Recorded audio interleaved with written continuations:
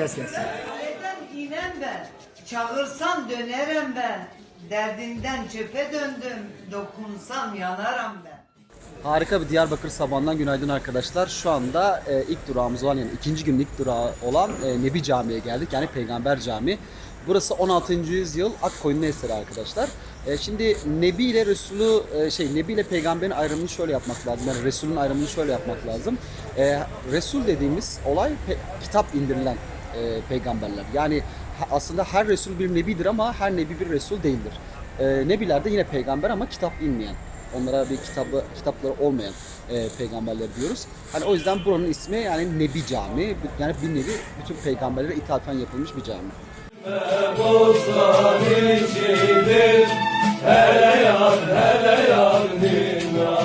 Şimdi sizi çok ilginç bir yere götüreceğim arkadaşlar. Şu an Demirciler Çarşısı'nın önünden geçiyoruz ve inanılmaz bir ses var burada. Bakın bu sesten sonra, gerçi şu anda bir de sessiz hali ama şimdi bu sesten sonra bir anda girdiğimiz bir tane var.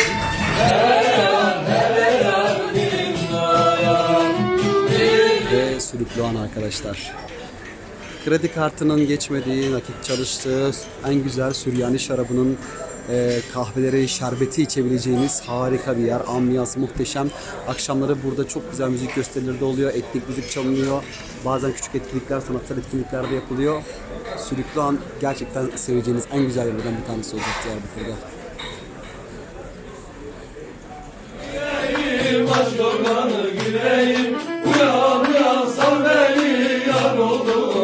Sırada şehrin en popüler noktalarından bir tanesi olan Hasan Paşa'nın var arkadaşlar. Burası 1573 yılında Vezirzade Hasan Paşa valisi tarafından yaptırılmış bir eser. Osmanlı eseri burası. Yani aslında bir nevi şimdiki AVM'nin eski versiyonu söyledim. Çünkü o zaman da burası bir kervansaraydan ziyade ticari, yani alım satımın yapıldığı, herkesin ürünlerini sattığı bir alışveriş yeriymiş. Şu anda da şehrin en güzel kahvaltıcılarının, yemek yerlerinin, kafelerinin bulunduğu hanlardan bir tanesi. Burada çok güzel keyifli vakitler geçirebilirsiniz. Hasan Paşa'nın yanında bulunan Kuyumcular Çarşısı'ndayız. Burası eskiden kasapların bulunduğu bir yermiş ama ondan sonra Kuyumcular Çarşısı'na çevrilmiş. O Diyarbakır'ın meşhur hasırları, altınları işte buralarda satılıyor arkadaşlar. Tabii şimdi biraz daha vakit erken ama öğleden sonra düğün mevsimi de olduğu için burası dolup taşmaya başlar. Vallahi gözlerim kamaştı şimdi burada gezerken. Çarşafa bürürsün, İpek çarşaf içinde ne güzel görürsün, İpek çarşaf içinde ne güzel görürsün. Evet, şimdi cami ile ilgili daha detaylı bilgi vereyim arkadaşlar. Burası az önce söylediğim gibi İslam dünyasının 5. harem-i şerifi. Yani Mekke, Medine, Kudüs ve Şam'dan sonra en önemli 5. eser. Aynı zamanda burası Musevilik döneminde bir sinagog, sonraki Hristiyanlık döneminde bir kilise, yani Martomar Kilisesi adı altında ve Hazreti Ömer'in fethiyle birlikte burası bir İslam eseri haline gelmiş. Hemen gördüğünüz gibi arkamda bir güneş saati var. Şimdi orayı da anlatacağım. Bunun dışında 4 büyük mezhebe hizmet eden 4 tane de mihrap var. 4 tane meşrit ve 4 tane mihrap var. Anadolu'nun ilk camisi burası. Yani saymakla bitmiyor özellikleri. O yüzden en güzeli yerinde görmek. Geldiğiniz zaman bu dediğim detayları da mutlaka inceleyip gezin arkadaşlar. Evet, bu camideki en değerli eserlerden bir tanesi El Cezire'nin muhteşem güneş saati arkadaşlar. Bunun dünyada eşi benzeri yok. El Cezire kim diye soracak olursanız 12. yüzyılda yaşamış, yani 11 ve 12. yüzyıllarda yaşamış. Bilim adamı, matematikçi, hatta o dönemler robotlar bile tasarladığı söyleniyor. Bakın şu anda tam duruyorum. Saat 11 olduğunu görebiliyorsunuz bakın. Tam şu anda güneşi arkama aldım ve güneşin durduğu yere göre saat 11 gerçekten de kontrol edince bakın. Hemen düzelteyim saatimi. Yani bakın saat şu anda gerçekten de 11. Gerçekten bunca yıldır inanılmaz bir şekilde tasarlanmış. Ve dünyada bunun da eşi benzeri yok arkadaşlar. Hemen Ulu Cami'nin bahçesinde duruyor. Şimdi size çok güzel bir yer anlatacağım arkadaşlar. Burası Mesudiye Medresesi. Şu an burası restorasyonda olduğu için halen ziyarete açılmıyor. Ama sağ olsunlar bizim için böyle bir çekim yapmamız için özellikle açtılar. Bakın buradaki şu karşımda gördüğünüz yazılar 4 dilde yazılmış. İbranice, Farsça, Osmanlıca ve Arapça olarak yazılmışlar. Onun dışında inanılmaz bir mimarisi var. Yine burası Artuklu dönemi eseri. 12. yüzyıldan kalma bir eser. İşte medrese aslında biliyorsunuz ne olduğunu. Burası bir eğitim yeriydi. Bir nevi üniversiteydi. Burada ilmi ve işte dini bilimler öğretiliyordu. Ama buranın çok güzel bir özelliği var. Ben işte size onu göstereceğim. Burası dünyada eşi benzeri olmayan bir mimariyle yapılmış. Şimdi bahsettiğim kısım burası arkadaşlar. Bu binada 2 tane silindir var. Bakın bu silindirler gördüğünüz gibi dönüyor arkadaşlar. Eğer bu silindirler dönmemeye başlarsa, ikisi de dönmemeye başlarsa bu bina artık kullanılamaz hale geliyormuş ve binanın artık boşaltılması gerektiğini söylüyorlar. Şu birkaç sene öncesine kadar dönmüyordu. Lice depreminden sonra dönmemeye başlamış. Yani ilk darbe yemiş aslında bina. Şu anda artık ikincisi çok iyi dönüyor. Yani bina hala kullanılabilir bir halde. Ama işte yakın bir zamanda benzer bir şey olursa artık bu bina boşaltılması gerekecek. Heyecan heyecan heyecan heyecanlanım. Heyecan heyecan heyecan heyecanlanım. Hayatımsın kalırsın canım. Cahit Sıtkı Tarancı'nın evindeyiz arkadaşlar. Şu anda gördüğünüz bu muhteşem Diyarbakır taş evi Cahit Sıtkı Tarancı'nın doğduğu ve büyüdüğü ev. Kendisi yaş 35 şiiriyle, 35 yaş şiiriyle tanınıyor biliyorsunuz. Ama kendisini 42 yaşında kaybettik. Şu anda bahçesindeyiz, avlusunda geziyoruz. İşte Diyarbakır'ın Eyvan adı verilen avlularında. Bakın çok güzel işlemeler, siyah beyazın harika buluşması. Her şeyi bu evde çok güzel görebiliyorsunuz. Bahçesinde çok tatlı bir kafesi var. Günün yorgunluğunu burada atabilirsiniz. Çayınızı kahvenizi içebilirsiniz. Gerçekten çok güzel bir yer. Ben buraya her gelişimde ayrı bir sevdim yani.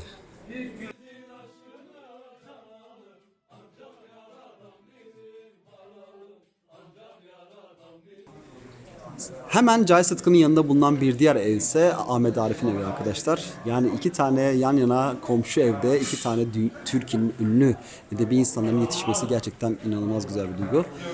Ve siz bu ikisini hemen görüyorsunuz. Gördüğünüz gibi avlusunda çok güzel oturma yerleri yapılmış.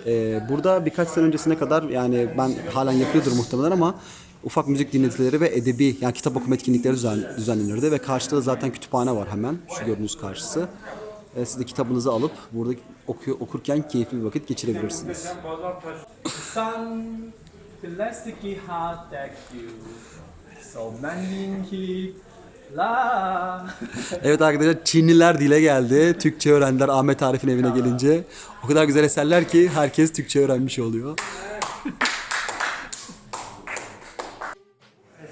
Evet eski Diyarbakır evlerinin en güzel örneklerinden bir tanesindeyiz şu anda arkadaşlar. Burası şu anda kafe ve restoran olarak kullanılıyor.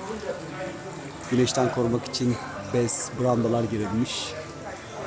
Gerçekten bunların sayısı gitgide artıyor ve inanılmaz güzel bir ambiyansı var.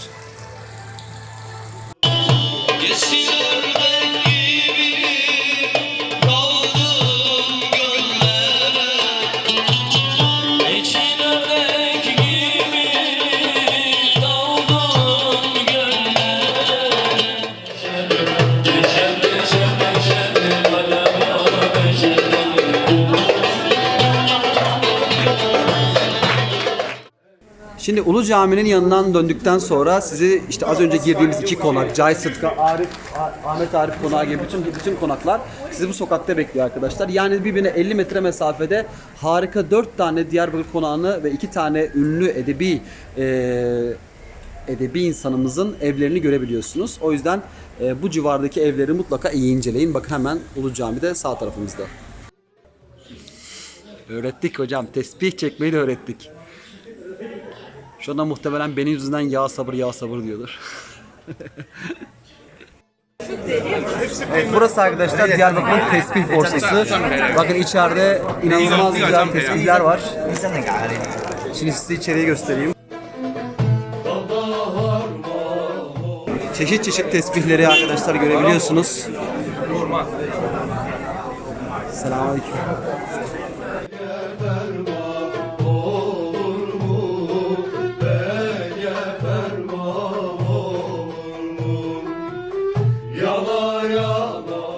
Evet arkadaşlar şu anda karşımda gördüğünüz bu muhteşem yapı 4 ayaklı minare. Dünyada eşi benzeri yok bu yapının. Hemen şehrin arka sokaklarında tüm görkemiyle yükselmeye devam ediyor. Burası maalesef birkaç sene önce Tahir Elçi'nin öldürüldüğü yer olarak da biliniyor. Hani buradan sonra o 6-7 Kendik olayları da başlamıştı zaten ama şu anda çok şükür o artık izlerini unutulmaya başladı o olaylar ve yine ziyarete açıldı. Buranın bir diğer olayı da hani dilek tutmak isteyenler bu minarenin altına 7 kere geçerek dileklerini tutuyorlar. O yüzden hani yani batıl inancı olan insanlar için de popüler bir nokta. Dediğim gibi mimari açıdan bunun dünyada eşi benzeri yok. Yani 4 tane sütun üzerine bu inanılmaz ağırlıktaki minare yüzyıllardır yükselmeye devam ediyor. Çok güzel bir yapı. Arkadaşlar şu gördüğünüz 4 tane sütun aslında 4 tane mezhebi ya da 4 halifeyi de temsil ediyor. O yüzden 4 tane sütun üzerine kurulmuş. Bu bir Akkoyunlu eseri. Kasımiye Medresesi'nde yapan Şehzade Kasım'ın yaptığı bir eser yine burası. Buranın aynı zamanda bir vakfiyesi var. Yani bu çarşı bölgesinde bulunan 13 tane dükkanın gelirleri yine buraya aktarılıyor. Buraya yaşatmaya, bunun ayakta durmasını sağlayan bir vakfiyeye de sahip aynı zamanda.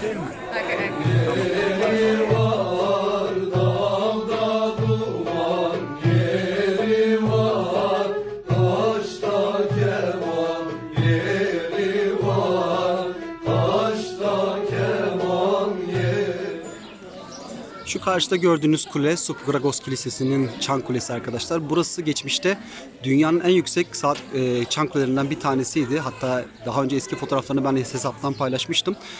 Bu aslında uygun olmasa da yine harika bir şekilde kule tekrar yapıldı.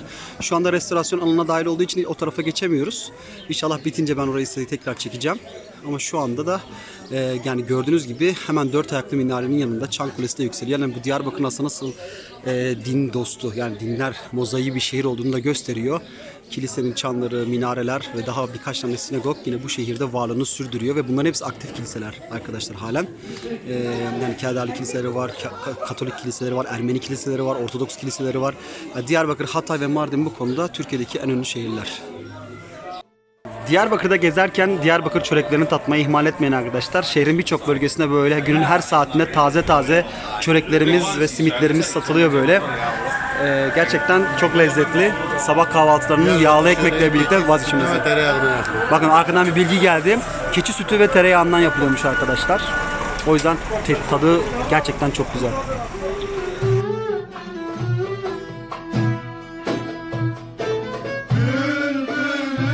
Arkadaşlar şimdi size harika bir şey göstereceğim. Şu karşımda gördüğünüz Diyarbakır surlarının ve Diyarbakır eski şehrinin bir maketi. Bunu Fesih Usta yapmış. Zaten birazdan onu size tanıştıracağım. İnanılmaz güzel bir maket arkadaşlar. Yani uzun zamandır bu kadar güzel tasvir edilen bir şehir görmemiştim. Hemen eskiden surların aslında önündeki kaleyi de gösteriyor. Surları koruyan bir duvarın da varlığını gösteriyor burada. Su kanallarını da gösteriyor. Bakın ileride bir tane su kanalı var. Hani bunu ileride ışıklandıracaklar. Otomatik hale getirecekler. İşte bastığınız zaman orası yanacak şekilde, önemli yer yanılacak şekilde yapacaklar. Diyarbakır eskiden şu karşıda gördüğünüz yatay çizginin yarısı kadarmış. Sonradan Mardin'den, Nusaybin'den gelen Süryaniler şehre kaçmışlar korunmak için. Öyle olunca şehir çok büyüyünce şehri daha çok büyütüp bu tarafa da getirmişler. Hemen ileride gördüğünüz olan ön kısımda dün gezdiğimiz iç kale kısmı. Gerçekten çok güzel olmuş burası. Yapanın eline koluna sağlık. Evet arkadaşlar, şu arkamda gördüğünüz maketi yapan ustamızın yanındayız. Fesih Ustam. Eline sağlık. Lice dondu. 21 sene 21 yıl orası maketler. 21 yıl. 21 yıl. Çok teşekkür ederiz. Kendine tekrar eline sağlık ustam. Biliyorsunuz ben ara sokaklarda gezmeyi çok seviyorum. Şu anda Diyarbakır'ın arka sokaklarında artık yolumu kaybetmek üzereyim. Yani gördüğünüz gibi hiçbir sıkıntı yok. Sadece bu sokaklardan çocuk sesleri yükseliyor. İnanılmaz güzel şu anda burası. Bakın siyah o muhteşem mimari taş evlerde. Maalesef o kötü görüntülü evlerin yanında yükselmeye devam ediyor ama birkaç seneye kadar bunların hepsi temizlenecek inşallah. Evet, sıradaki yer Kervansaray Hanı arkadaşlar. Diğer adıyla Deliller Hanı. Burası Diyarbakır'ın en ikonik otellerinden ve mekanlarından bir tanesi. Birçok düğün de burada gerçekleşiyor. Benim kız kardeşim de burada evlenmişti mesela. Şimdi arkadaşlar buranın hikayesi şu. Burası aslında ön tarafındaki caddenin ismi Bağdat Caddesi'ymiş ve eskiden bütün hacılar Suudi Arabistan'a giderken burada da konaklıyorlarmış. Hani bu Deliller ismi de şuradan geliyor. Yani ben o hacca gittim. O hacca gittim, geldim. Benim bütün delillerim, benim işte bilgilerim burada tutulmuş. Yani burada tutuyorlarmış o hacca giden insanların bilgilerini. O yüzden buranın adı, diğer adı da gerçi Deliler Hanı diyebiliyor ama Deliller Hanı arkadaşlar. O yüzden bu bilgileri de siz de bu şekilde öğrenin. Şimdi Cemil Paşa Konağı'na geldik. Burası son zamanlarda restore edilmiş en güzel yerlerden bir tanesi. Burası arkadaşlar şu anda kent müzesi olarak kullanılıyor. Gördüğünüz gibi halen dokusu da korunmuş durumda. Şu gördüğünüz yerler işte misafirlerin atlarının bağlandığı kısım. Tabi burada eskiden hani bir nevi otel gibi de kullanılmış zamanında. Şu anda da işte misafirler dinleniyorlar. Yan tarafta da tabii bunun bir bahçesi daha var. Az önce zaten size burayı da çektim. Orayı da şimdi ne olduğunu anlatacağım. Sürpriz olsun. Gerçekten çok güzel bir konak. Şurada gördüğünüz haremlik selamlık zamanlarında yemeklerin konup işte erkeklere servis edildiği yer. Mesela şu karşıma gördüğünüz dolap dönüyor. Döndür hocam, döndür döndür döndür. Buraya işte tabaklar konuyor. Ondan sonra işte boşlar da geri buraya konularak veriliyor. Sonrasında bu ne dolaplar dönüyor cümlesini bilirsiniz. Bu işte buraya gelen erkekler işte buraya mektup koymaya başlamışlar, hediyeler koymaya başlayınca artık aileler ne dolap dönüyor burada cümlesini kullanmaya başlamışlar ve bu buradan geliyor bu cümlenin anlamı. İlginç bir bilgi. Şimdi size eski zamanlarda filtrenin nasıl yapıldığını yani suların nasıl filtrelendiğini göstereceğim. Bakın şuradan su geliyor arkadaşlar. Ondan sonra şurada bu arada müzenin de ablemi su tortularını bırakarak yoluna devam ediyor ve şu karşıda gördüğünüz havuza akıyor arkadaşlar. Gerçekten çok güzel bir yöntem.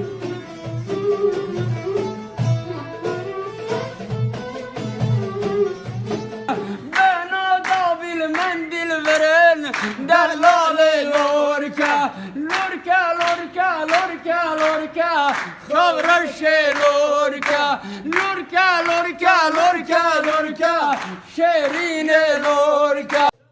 Evet arkadaşlar çok güzel bir yere geldik. Burası Denkbejler'in evi. Burada Kürtlerin o harika şarkılarının, şiirlerinin aktaran amcamızla birlikteyiz. Ağzına sağlık amcam. Ağzınıza sağlık. Herkesi bekliyoruz değil mi buraya? Herkesi bekliyor. Herkesi bekliyoruz. Herkes gelsin. Herkes gelsin görsün. Evet, Ne bunu güzel görmemiz yerdir, ne gerekiyor. güzel. Çok güzel bir sanat. Yani bu sanat arkadaşlar bizim mozaiğimiz, bizim değerlerimiz. Bunda yani bu topraklardaki Denkbejli adı verilen bu amcalarımız burada hikayeler, buraların hikayesini, aşkları, işte ne bileyim duygularını katarak o anda içinden gelen efsaneleri anlatıyorlar arkadaşlar. Böyle bir yeri başka şehirlerde bulamazsınız.